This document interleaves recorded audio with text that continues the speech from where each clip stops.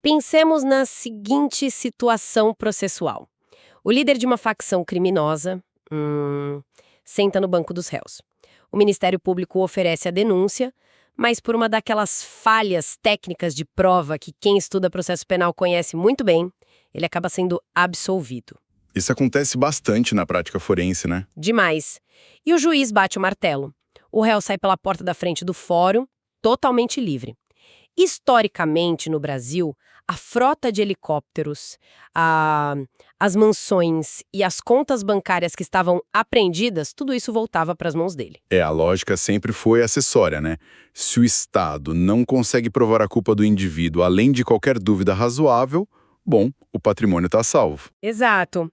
A constrição dos bens era apenas uma sombra da condenação penal. Mas, e se eu disser que a partir de agora o Estado pode virar e falar algo como: tudo bem, o réu está livre, mas o dinheiro e os helicópteros ficam com o Estado?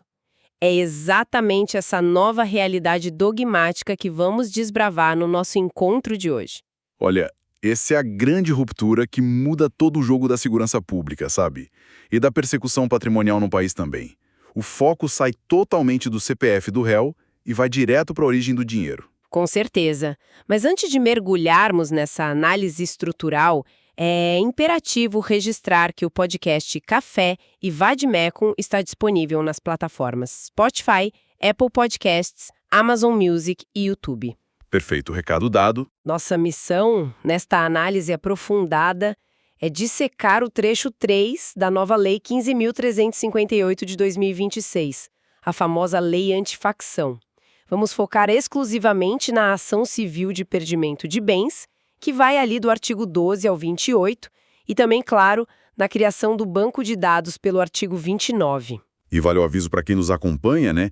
Para quem está focado em editais de alta performance para carreiras jurídicas, a nossa abordagem aqui vai ser estritamente dogmática. Estritamente, zero analogias. Isso, vamos manter o rigor técnico, explorar o jargão necessário para provas objetivas e discursivas, mas traduzindo o impacto prático de cada dispositivo processual. Maravilha. Então, começando pelo começo. O que precisamos ter em mente desde o primeiro minuto é que o legislador brasileiro importou e adaptou para o nosso ordenamento jurídico um modelo internacional fortíssimo. Conhecido no direito norte-americano como civil forfeiture. E também em outros países da América Latina, onde chamam de extinção de domínio. O artigo 12 consagra justamente isso, né? Ele institui a ação civil autônoma de perdimento de bens. A natureza dessa ação, e isso é crucial, não é pessoal, ela é real. Espera, vamos traduzir isso dogmaticamente para quem está montando o raciocínio agora. Quando a gente diz que a natureza é real e não pessoal, estamos afirmando que o Estado está, na prática, processando a própria coisa. Exatamente isso. A jurisdição não está mais olhando para a liberdade do réu.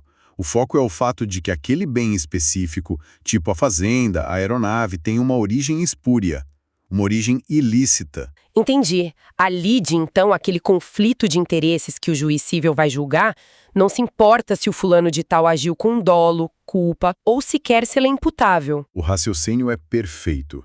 O artigo 13 é claríssimo ao definir o alvo. A ação visa extinguir os direitos de posse e propriedade sobre bens que sejam produto do crime, proveito direto ou indireto da infração ou até instrumento utilizado para a prática delitiva. Se o bem se enquadra nessa taxonomia, o Estado opera a transferência da titularidade para os entes federativos. E aqui entra o detalhe que vai despencar em prova, né? Sem qualquer direito à indenização. Isso. É uma supressão patrimonial pura e simples. Zero indenização. O que nos leva, aliás, a um ponto de atenção dogmática fortíssimo no artigo 14. Ele trata da eficácia no espaço. O artigo 14 é prato cheio para o examinador. Pensemos num cenário hipotético, mas muito comum na macrocriminalidade e lavagem de dinheiro. A infração penal originária, digamos um esquema massivo de corrupção, é consumada inteiramente no exterior. Certo. Mas o dinheiro ilícito é internalizado. Ele entra no Brasil e é usado para comprar um hotel de luxo no litoral nordestino, por exemplo. A pergunta é, a nova lei alcança esse hotel? Alcança sim. e alcança com base numa regra de territorialidade bem específica da lei. O artigo 14 determina que cabe a perda civil de bens, direitos ou valores que estejam situados no território nacional. Independentemente de onde a infração ocorreu. Exato, independentemente disso. Se o ativo está sob a jurisdição do Estado brasileiro, acabou. Ele está sujeito à ação civil autônoma de perdimento. Agora, o parágrafo 1º desse artigo 14 traz uma regra de cooperação internacional que, olha, tem uma cara enorme de questão de múltipla escolha. Com certeza, aquela regra de partilha. Isso. Digamos que não haja um tratado internacional específico regulando a matéria com o país onde o crime ocorreu. Aí a autoridade estrangeira pede a liquidação desses bens que estão aqui no Brasil. Como é que fica a partilha desse dinheiro? O Brasil faz todo o trabalho investigativo e manda o montante todo para fora? De jeito nenhum. A lei impõe uma regra subsidiária de rateio paritário. Ou seja, meio a meio. Isso mesmo. Os bens liquidados, ou o valor arrecadado com eles, vão ser divididos 50% para o Brasil e 50% para o Estado requerente. A lógica dogmática aqui é recompensar o esforço jurisdicional e investigativo do nosso país em localizar e expropriar esse ativo, sabe? Mas tem uma pegadinha forte aí, não tem? A divisão paritária não incide sobre o valor bruto arrecadado. Muito bem lembrado. A ressalva do parágrafo 2º é inafastável. Antes de pegar o bolo e dividir em duas fatias iguais, o Estado brasileiro vai deduzir todas as despesas efetuadas na operação. Ah, claro. A logística da coisa é cara. Exato. Pense no seguinte, se o Estado apreendeu um iate de luxo, ele teve que pagar a marina, a manutenção contínua, o leiloeiro, a segurança privada. Tudo isso é descontado do montante total. E só o que sobra, quer dizer, o valor líquido, é que sofre essa partilha de 50%. Perfeito. Somente o líquido. Compreendida, então, essa dimensão da ação contra a coisa e de como o dinheiro é dividido internacionalmente, chegamos ao que eu considero o epicentro absoluto dessa lei. É aqui o que o candidato não pode piscar. Artigo 17. Artigo 17. O conflito hermenêutico e a independência das instâncias. Eu volto àquele meu cenário inicial do programa. Como é possível, juridicamente falando, que um juiz criminal olhe para um conjunto de provas e diga que não pode condenar o réu, e o juiz civil, olhando exatamente para as mesmas provas, diga que vai confiscar todo o patrimônio dele? Parece contraditório à primeira vista, né? Sim, isso não fere a lógica do sistema normativo? Fere a lógica tradicional com a qual os penalistas estavam acostumados, mas é a essência pura do artigo 17. A regra positivada agora é a da independência absoluta entre as instâncias processuais. A declaração de perda civil avança, ela se concretiza independentemente da aferição de responsabilidade criminal. E o motivo dogmático para isso existir é o standard probatório. O peso da prova exigido em cada esfera? Isso. O juízo criminal exige a certeza além de qualquer dúvida razoável para poder tirar a liberdade de alguém. É um peso enorme. Já o juízo cível, por sua vez, opera com a preponderância das evidências. Então, no cível, o sarrafo é mais baixo. Bem mais baixo. Basta que o Estado demonstre que é muito mais provável que aquela frota de caminhões tenha sido comprada com dinheiro do tráfico do que com dinheiro lícito, entende? Não precisa provar quem dirigia o caminhão ou quem deu a ordem executiva. Prova-se apenas a contaminação do patrimônio. Entendi. Mas a própria lei cria uma trava, né? Uma exceção hialina onde a esfera criminal acaba paralisando a esfera civil. E é crucial que quem estuda para carreiras como promotor ou delegado entenda o limite milimétrico dessa exceção. Crucial. O artigo 17 estabelece que apenas uma sentença penal absolutória que reconheça de forma taxativa a inexistência material do fato ou a negativa de autoria tem o poder de impedir ou reverter a perda civil. Ou seja, o juiz criminal precisa testar categoricamente algo como: o crime nunca existiu, ou temos certeza absoluta de que não foi esta pessoa. Exatamente. Só nesses casos super específicos é que essa decisão faz coisa julgada no cível. Vamos colocar o Código de Processo Penal na mesa para fazer o cotejo analítico, então. o artigo 386 do CPP tem vários incisos para absolvição. Aham. Se o réu for absolvido com base no indubio pro réu, por exemplo, não há provas suficientes para condenação ou não há prova suficiente de que o réu concorreu para a infração penal. O que acontece com a ação civil de perdimento? A ação civil prossegue incólume, intacta. Sério? Não afeta em nada. Em nada. A ausência de provas para colocar uma pessoa na cadeia não atesta a licitude do dinheiro, concorda? O Estado pode falhar miseravelmente em comprovar o dolo daquele indivíduo ou em mapear a sua participação exata na organização. Mas o dinheiro continua sujo. Perfeito. Se no juízo civil o Ministério Público demonstrou que aquela empresa de fachada movimentou milhões incompatíveis com seu faturamento e servia de lavanderia para a facção, o patrimônio será perdido. A absolvição por falta de provas na esfera penal não salva o patrimônio na esfera civil. Quem está anotando, grife isso. Essa é a regra de ouro do artigo 17. Sensacional. Avançando na nossa estrutura lógica da lei. Digamos que o Estado teve sucesso. Bloqueou a fazenda, bloqueou as aeronaves, as contas de uma organização ultraviolenta. Aqui entra um problema prático brutal. A gestão de tudo isso. Exato. O Estado é um péssimo gestor de negócios. Se um avião fica parado no pátio da Polícia Federal por 3 anos esperando o fim do litígio, ele vira sucata pura. Como a nova lei, ali a partir do artigo 23, resolve essa questão da administração e da inteligência para manter os ativos? O legislador foi bem pragmático nessa parte, viu? Os artigos 23 e 24 criam a figura do administrador do bem. A lei entende que gerir complexos patrimoniais exige expertise de mercado. Não é trabalho de policial. De forma alguma. Esse administrador, que pode ser um profissional autônomo ou uma entidade especializada, ele não vai apenas passar um cadeado na porta da fazenda e ir embora. Ele está expressamente autorizado pela lei a promover a gestão ativa, inclusive a locação onerosa do bem. O objetivo é evitar a depreciação, certo?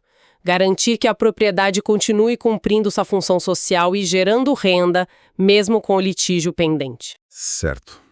Exatamente isso. E claro, ninguém faz isso de graça, muito menos envolvendo o risco de administrar bens que eram de uma organização criminosa de alta periculosidade.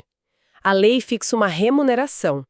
E é aqui que começam as armadilhas numéricas para as bancas objetivas. Qual é a taxa de remuneração desse administrador? Anotem aí. O administrador fará jus a uma remuneração de até 10% do valor dos bens geridos. Até 10%. Isso. E faz sentido dogmático se a gente pensar no risco e no ônus contínuo de gestão que ele assume, né? Ele tem que prestar contas para o juiz, manter a integridade física do bem, lidar com toda a burocracia do mercado. Então, o limite máximo é de 10%. Só que o legislador não parou na parte de administração. O artigo 28 introduz uma figura que vai dar muito o que falar na prática investigativa. O terceiro colaborador, que a gente pode chamar aqui de informante premiado patrimonial. É uma espécie de whistleblower, né? Mas focado exclusivamente em achar o dinheiro sujo. Aham. A diferença essencial é que esse terceiro não é o réu do processo. Isso é fundamental. A lei exige que seja alguém que não figure como investigado ou réu na ação penal correlata. Então, se um contador da organização criminosa ou, sei lá, um gerente de banco ou corretor de imóveis que apenas via as transações acontecendo, decide procurar o Estado de forma espontânea, e aí ele entrega provas relevantes que levam à localização de bens ocultos, ele é remunerado por essa inteligência. Sim, ele recebe por isso. E a remuneração dele é diferente da do administrador. E por que a lei estipula valores diferentes? Quais são esses limites? Quem elabora a prova adora tentar confundir o candidato trocando esses percentuais nos enunciados. Adoram mesmo. Olha só, o informante premiado do artigo 28 recebe uma retribuição de até 5% do produto obtido com a liquidação dos bens. A lógica dogmática para essa diferença é muito simples. O trabalho do administrador é contínuo, né? Exato.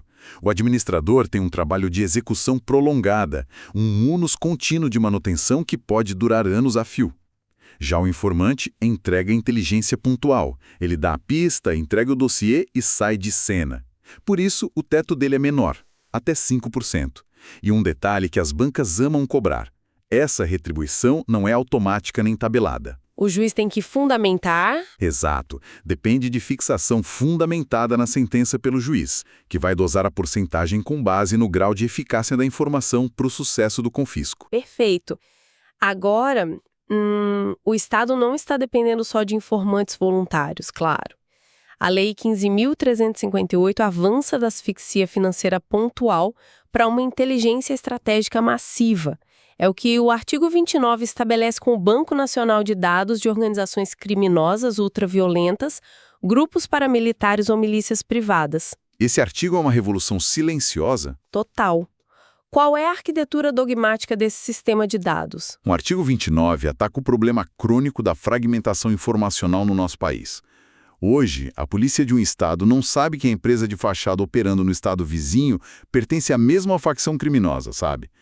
A lei dá um prazo decadencial de 180 dias para o Executivo Federal regulamentar esse Banco Nacional, mas a obrigatoriedade desce para os entes federativos. Como assim? O parágrafo 2º exige que os estados e o Distrito Federal criem os seus próprios bancos estaduais congêneres. E o núcleo duro dessa arquitetura é a exigência técnica de interoperabilidade, não é? Não adianta nada cada estado ter o seu banco de dados rodando em planilhas isoladas e desconectadas. A lei exige intercâmbio direto e em tempo real. Em tempo real. A legislação amarra essa integração aos protocolos de 2 sistemas que já existem e são consolidados: o Sistema Único de Segurança Pública, que é o SUSP, e o Sistema Brasileiro de Inteligência, o SISBIN. O objetivo é mapear não só quem é quem na linha de frente do crime, mas desenhar toda a teia de relações financeiras. Mapear os laranjas, as pessoas jurídicas utilizadas pelo domínio social estruturado. Exatamente. Mas, conhecendo o Pacto Federativo Brasileiro, a gente sabe bem que muitos estados demoram a aderir ou simplesmente alegam falta de recursos para integrar sistemas tão complexos. O legislador anteviu isso, né? Ele não confiou apenas na boa vontade dos governadores. De jeito nenhum. O artigo 29 tem mecanismos de coerção explícitos e bem pesados. O parágrafo 5º cria o que podemos chamar na doutrina de uma cláusula de barreira financeira. E o que acontece com um estado que se omitir e não integrar o seu banco estadual ao sistema nacional? A sanção é imediata e atinge direto o orçamento, onde mais dói. O ente federativo que não promover essa integração em tempo real perde a capacidade de celebrar convênios ou acordos de cooperação e, principalmente, fica proibido de receber repasses voluntários da União no âmbito do SUSP. Nossa, então na prática o governo federal fecha a torneira do dinheiro para a segurança pública daquele estado até que ele se adeque à inteligência nacional. Fecha a torneira é um incentivo e tanto, né? Sem dúvida. Agora chegamos ao parágrafo 6º do artigo 29, e eu adianto, esse é, sem dúvida, o dispositivo de maior impacto na esfera dos direitos individuais e da atividade econômica corporativa. Ele cria uma presunção administrativa. É um tema espinhoso. Muito. O simples fato de um CPF ou de um CNPJ ser incluído nesse banco de dados pela polícia já gera uma consequência drástica e imediata. Gera sim. A inclusão gera o que a dogmática chama de presunção iuris tantum, ou seja, uma presunção relativa de que aquela pessoa física ou jurídica tem vínculo direto com a organização criminosa ultraviolenta. O impacto operacional disso no dia a dia é colossal. Restringe tudo, né? Tudo. A lei legitima que essa presunção seja usada por todos os órgãos da administração pública para impor restrições cadastrais e aplicar medidas preventivas automáticas de segurança pública. Vamos visualizar o peso dogmático disso? Uma empresa tem seu CNPJ inserido nesse banco de dados pela polícia investigativa, antes mesmo de existir um processo judicial, antes de qualquer denúncia do Ministério Público, antes de um juiz dar uma sentença. Essa empresa já pode sofrer restrições cadastrais severas. Automáticas. Ela pode ser impedida de participar de licitações, ter suas linhas de crédito bloqueadas e ser totalmente isolada do sistema financeiro convencional. O foco do legislador aí foi cortar o oxigênio financeiro da facção em tempo real. A lógica de política criminal é que o dano social de deixar uma empresa de lavagem operando livremente enquanto o processo penal se arrasta por anos a fio é muito maior do que o risco de uma restrição administrativa preventiva. Faz sentido do ponto de vista da eficácia, mas, evidentemente, a presunção é relativa, iuris tantum, o que permite que o titular do CNPJ ou CPF busque as vias judiciais cabíveis para demonstrar que a inclusão foi indevida. Com certeza. O direito de defesa permanece, mas a restrição inicial já está valendo. Bom, nós entraremos na discussão constitucional disso em instantes. Mas antes, vamos iniciar o bloco final e mais pragmático da nossa análise, atenção redobrada para quem nos acompanha com foco em carreiras jurídicas. É a hora da verdade. Os próximos 3 minutos são dedicados a uma revisão dogmática expressa. Nós mapeamos o perfil de cobrança de bancas de altíssima complexidade, focando especificamente em CESP e VUNESP para as carreiras de delegado de polícia e promotor de justiça. Vamos passar a limpo as 3 premissas inafastáveis que vão estar no caderno de provas. Primeiro ponto do checklist: imprescritibilidade. Perfeito. Artigo 12, parágrafo 3º. A ação civil de perdimento de bens é imprescritível. O conceito dogmático que fundamenta isso é que o tempo simplesmente não tem o condão de lavar ou convalidar um patrimônio que nasceu do crime organizado de domínio social estruturado. Não importa o lapso temporal. Não importa se a mansão foi comprada com dinheiro de extorsão há 20 anos ou mais. A persecução patrimonial sob as regras da Lei 15.358 pode ser ajuizada a qualquer tempo. Anotem isso de forma destacada. A ação de perdimento civil é imprescritível. Excelente. Segundo ponto do nosso checklist de revisão: a independência das instâncias do artigo 17. Vamos bater na mesma tecla porque isso aqui derruba candidato excelente em prova de primeira fase. A ação civil tramita e avança de forma autônoma. O pulo do gato na prova objetiva é o limite da trava processual. A única coisa, repito, a única coisa que paralisa a expropriação civil é a sentença penal que afirme categoricamente a inexistência material do fato ou a negativa de autoria. Ou seja, se o enunciado da VUNESP ou do CESP disser que o réu foi absolvido por indúbio pro réu ou por insuficiência probatória e perguntar se isso salva o patrimônio na esfera civil? A resposta é um sonoro não. Falta de prova criminal não legaliza dinheiro sujo na esfera civil. É independência absoluta. Terceiro e último ponto de atenção máxima para a prova objetiva: a pegadinha das porcentagens e taxas de remuneração. Quem estuda tem a obrigação de diferenciar categoricamente as duas figuras que auxiliam a descapitalização das facções. Tem que memorizar a distinção de funções. Primeiro, o administrador. É aquele que assume o munus contínuo de cuidar da fazenda ou gerir a empresa apreendida. Ele recebe todos os riscos dessa operação prolongada e faz jus a até 10% do valor gerido. Até 10% para o administrador. Isso. Já o terceiro colaborador, que é o informante premiado patrimonial do artigo 28, aquele que aparece de forma espontânea, dá a informação e vai embora. Esse faz jus a até 5% do produto obtido com a liquidação. Então, consolidando, administrador até 10%, informante até 5%. Inverter esses números é a tática número 1 de qualquer examinador. Perfeito. O desenho estratégico da lei anticorrupção é realmente fascinante. O Estado assumiu que, na guerra contra a criminalidade ultraviolenta, prender a pessoa física enxuga gelo se você não tomar o cofre da organização. Descolar o ativo financeiro do destino do indivíduo deixou de ser apenas uma tese acadêmica e virou a principal engrenagem dogmática para asfixiar as organizações criminosas. O patrimônio hoje tem vida, jurisdição e responsabilidade próprias perante o juízo civil. Sem dúvida. E o que nos leva, aliás, à provocação teórica essencial que a gente prometeu lá no início, né? E que com certeza será o coração das próximas provas discursivas e arguições orais. E quem estuda precisa estar muito alerta a como as cortes superiores vão interpretar isso. Exato.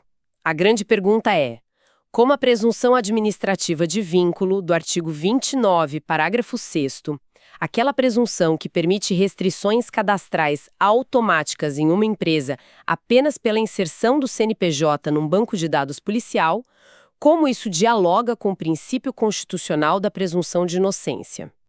O debate hermenêutico aí é profundo.